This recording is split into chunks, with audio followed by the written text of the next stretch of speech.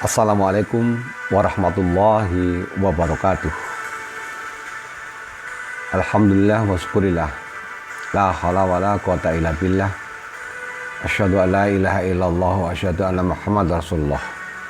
Allahumma sholli ala Sayyidina Muhammad wa ala ali Sayyidina Muhammad fil alamina innaka hamidum majid. Amma ba'du. Saudaraku rahimakumullah. Alhamdulillah, dalam kesempatan kali ini kita bertemu lagi dalam keadaan sehat walafiat. Tentu atas izin Allah kita bisa bertaklim kembali. Semoga apa yang akan saya sampaikan bisa bermanfaat untuk kita semua. Saudaraku rahimakumullah, dalam kesempatan kali ini saya ingin sampaikan sebuah judul Urip iku ora karepe dhewe.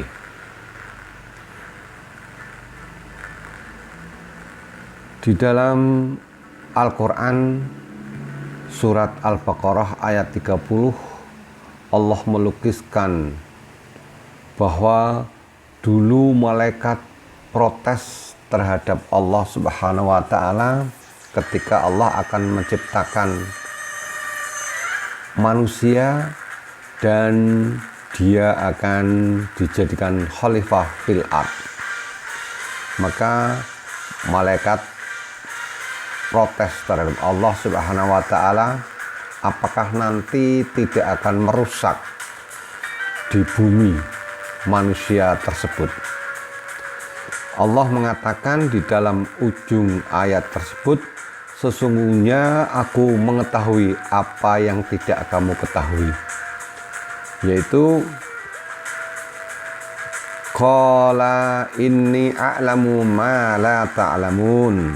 Allah mengatakan begitu, Allah berfirman begitu, sehingga malaikat pun bukan lagi protes, tetapi itulah kehendak Allah, sehingga malaikat hanya sami'na wa ata'na. Khalifah fil ard berarti pemimpin di bumi.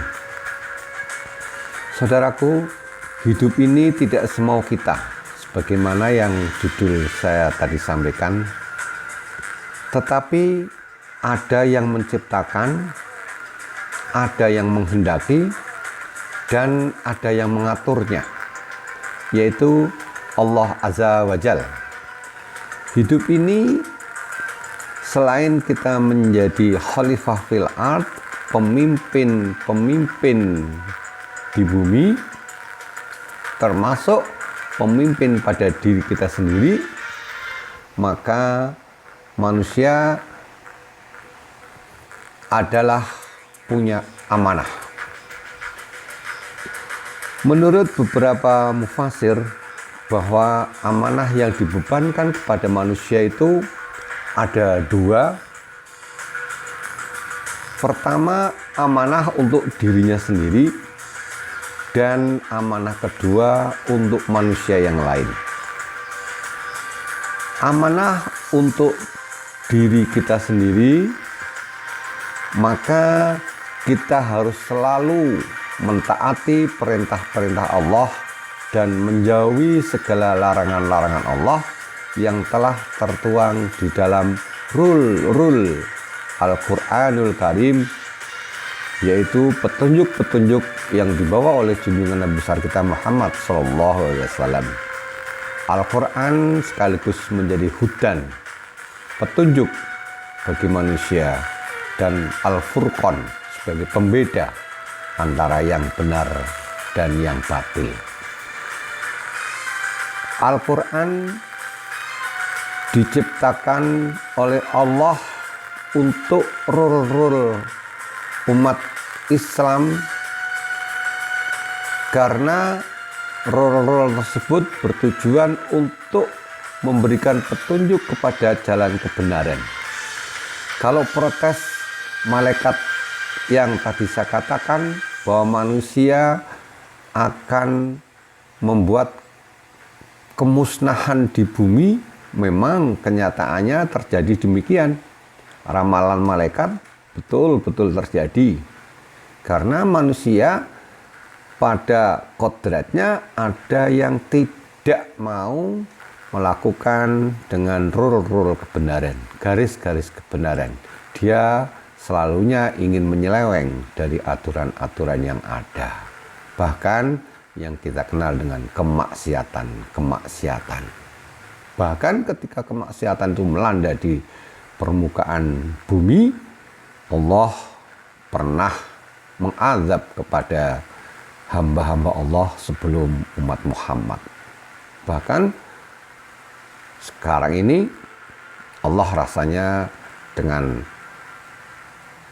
firman-Nya kauniyah, ayat-ayat kauniyah telah berbicara kepada hambanya bahwa inilah azab karena kemaksiatan-kemaksiatan yang engkau lakukan, yang engkau tidak mentaati peraturan-peraturanku. Seakan-akan Allah mengatakan demikian ketika Allah memberikan ujian, azab, atau bahkan kemurkaan yang lain. Saudaraku, kembali kepada amanah. Di dalam Al-Quran, surat Al-Baqarah ayat 21, Allah berfirman, Ya ayuhan nasu ubudu rabbakumul ladzi khalaqakum walladzina min qablikum la'allakum tattaqun. Allah berfirman, Hai manusia, sembahlah Tuhanmu yang telah menciptakanmu dan menciptakan orang-orang sebelum kamu agar kamu bertakwa. Di dalam penggalan ayat di atas ada yang mengatakan atau bermakna a'budu, taatilah Allah Azza wa Jalla dengan mengimani dan menjalankan segala perintahnya disertai dengan rasa cinta dan pengagungannya. Itu arti dari a'budu di dalam ayat tersebut. Sehingga amanah yang pertama, kita harus melakukan pengabdian, peribadatan berupa taat dan menjauhi larangan-larangan Allah Ta'ala. Karena memang manusia diciptakan, selain jin juga diciptakan di bumi ini, seperti firman Allah di dalam surat Ad-Dariyah ayat 56 yang berbunyi, wa ma khalaqtul jinna wal insa illa liya'budun. Dan aku tidak menciptakan jin dan manusia melainkan supaya mereka mengabdi padaku. Ini amanah yang pertama yang saya sampaikan, bahwa atas dasar petunjuk rule Allah kita harus mengabdi. Seluruh perasaan hati, seluruh komponen kehidupan ini adalah hanya mengabdi kepada Allah Subhanahu wa Ta'ala dalam bentuk ibadah mahdhah dan ghairu mahdhah. Jadi ayat tersebut jelas memerintahkan kepada kita untuk sekali lagi mengabdi, penghambaan terhadap Allah, karena kita diciptakan bukan untuk sembarangan hidup, tetapi untuk melaksanakan perintah-perintah yang telah dituangkan di dalam garis-garis, yaitu Al-Quranul Karim. Perilaku ketaatan, perintah dan menjauhi larangan itu sebetulnya sebuah manifestasi ketakwaan. Di dalam ayat-ayat Al-Quran tentang takwa banyak sekali. Di sana terkandung artian takwa dengan takwa yang sebenar-benarnya, dengan takwa yaitu menjauhi, mentaati perintah-perintah Allah melalui Al-Quranul Karim yang dibawa oleh junjungan besar kita Muhammad SAW. Itu amanah yang pertama. Saudaraku rahimakumullah. Yang kedua, kita memiliki amanah sebagai pemimpin fil ard. Di dalam kehidupan ini kita tidak sendiri. Kalau ada orang yang mengatakan, yang penting awake dhewe, yang penting diri sendiri sudah melakukan peribadatan dengan baik, tidak perlu menyalah-nyalahkan orang, sing penting awake dhewe. Atau berangkat dari diri sendiri, terserah mereka. Orang-orang yang demikian mendapatkan peringatan dari Allah karena dia tidak melakukan amanah yang kedua, yaitu selain amanah yang harus dilakukan pada diri sendiri, ketaatan kepada Allah Subhanahu wa taala dalam bentuk ibadah-ibadah yang harus dilakukan, menjauhi larangan-larangan, tetapi amanah yang kedua adalah terhadap manusia yang lain. Jadi kalau kita melihat kemungkaran, melihat kemaksiatan, wajib hukumnya untuk menyeru. Jadi amanah yang kedua yaitu menyeru untuk kebaikan, mencegah kepada kemungkaran. Dalam hal ini Allah memerintahkan kita untuk berdakwah. Jadi berdakwah adalah hukumnya wajib. Tidak boleh kemudian setelah kita nyaman, kemudian selesai dan ongkang-ongkang wae, nggak bisa. Kehidupan ini bagi berjalan dalam kegelapan, saudara-saudara. Karena dunia ini adalah misteri, dunia ini penuh fata morgana. Maka kalau kita berjalan dalam kegelapan, kemudian kita melihat ada kendaraan yang berhenti, mungkin mogok, maka wajib hukumnya kita menengok dan menolongnya sesuai kadar kemampuannya tentunya. Demikian juga ketika kita sudah mampu beribadah dengan enak, dengan nyaman. Jangan dikira kenyamanan, kelezatan kita beribadah itu adalah nikmat dari Allah, kemudian kita cuek dengan keadaan, dengan kemungkaran-kemungkaran yang dilakukan oleh orang lain. Tidak bisa begitu, saudara-saudara. Jadi ketika kita melihat orang yang terseok-seok, sulit dan tidak mengerti jalan, bagaikan orang berjalan di jalan berlumpur, maka kita wajib untuk menunjukkan itulah jalan yang tidak berlumpur, itulah jalan yang benar, itulah jalan Allah, itulah jalan yang diridhai oleh Allah. Jadi kita tidak bisa kemudian kalau kita sudah nyaman kemudian tidak boleh mengatakan asing mending awake dhewe wis ngene, ora sah nyalahke wong liya. Jadi asal awake dhewe bener, ya wis, gak usah nyalain orang. Buat apa? Gak bisa begitu, bro. Kalau kita melihat kemungkaran, kemaksiatan, juga harus diluruskan sesuai dengan kemampuan kita tentunya. Seperti di dalam hadis sahih yang diriwayatkan oleh beberapa periwayat. Hadis itu berbunyi, Hafidullah an Abi Sa'id al-Khudri radhiyallahu an qala sami'tu Rasulullah sallallahu alaihi wasallam man ra'a minkum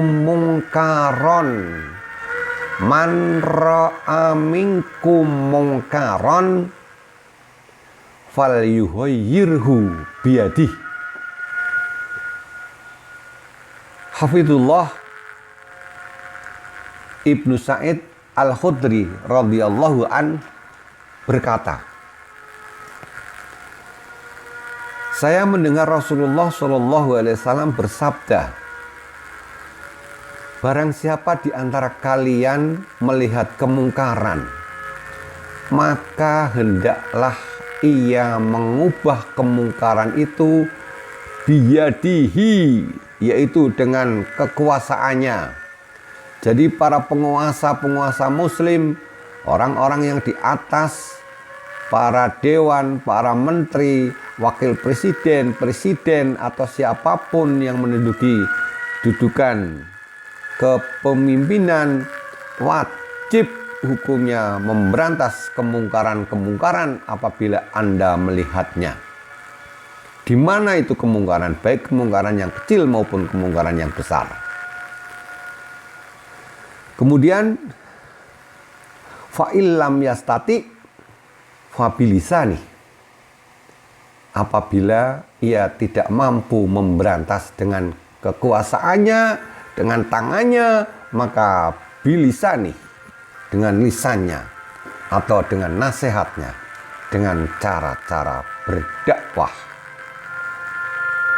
Maka satu di antara yang saya sampaikan dalam kesempatan keliling adalah berdakwah. Walaupun maaf, ilmu saya sedikit dibanding para alim yang lain, tetapi saya bermaksud ikut berpartisipasi dalam berdakwah untuk beramal ma'ruf nahi mungkar.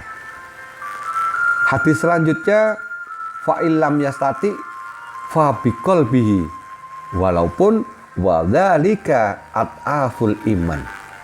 Apabila ia tidak mampu memberantas dengan kekuasaannya, tidak mampu dengan lesannya, maka biqalbih, dengan hatinya. Apa artinya? Ketika kita melihat kemungkaran-kemungkaran dan tidak mampu memberantas dengan kekuasaannya, dengan lesannya, ilmunya tidak mampu, tidak memiliki, maka dengan hatinya. Hadis ini diriwayatkan oleh Muslim, Ahmad, Abu Dawud, Nasai, Tirmidzi, dan periwayat-periwayat yang lain. Jadi saudaraku rahimakumullah,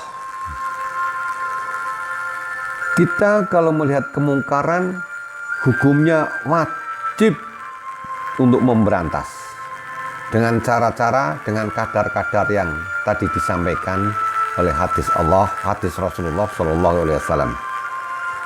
Jadi kalau tidak bisa dengan kekuasaannya, kita dengan lisannya atau dengan hatinya. Sedang dengan hatinya, kalau tidak mampu mengingkari, melihat kemungkaran, tetapi tidak mau memberantas, tidak mau merasa bahwa itu sebuah kemungkaran Allah, maka dihukumilah keimanan dia sangat-sangat lemah. Saudaraku rahimakumullah, kembali kepada amanah yang kedua, bahwa kita sekarang tahu hukum memperingatkan kemaksiatan, memberantas kemaksiatan adalah wajib. Perintah dakwah ini di dalam Al-Quran banyak disampaikan. Di antaranya dalam surat Ali Imran ayat 104 yang berbunyi, wala takum minkum ummatu yad'una ilal khairi wa ya'muruna bil ma'rufi wa yanhauna 'anil munkar wa ulaika humul muflihun. Dan hendaklah ada di antara kamu segolongan umat yang menyeru kepada kebajikan, menyuruh kepada yang ma'ruf dan mencegah dari yang mungkar. Merekalah orang-orang yang beruntung. Jadi kalau kita sebagai khalifah fil ard, sebagai pemimpin, kemudian melihat kemungkaran-kemungkaran, hukumnya wajib berdakwah. Dakwah berarti wajib menghancurkan apabila kita melihat kemungkaran-kemungkaran. Firman Allah di dalam surat Ali Imran ayat 104 ini jelas-jelas menginstruksikan kepada kita, setiap insan yang memiliki ilmu, memiliki mulut, memiliki hati, memiliki kekuasaan, wajib memberantas kemungkaran itu. Yang berikut, surat Ali Imran ayat 110 mengatakan, kuntum khaira ummatin ukhrijat linnasi ta'murun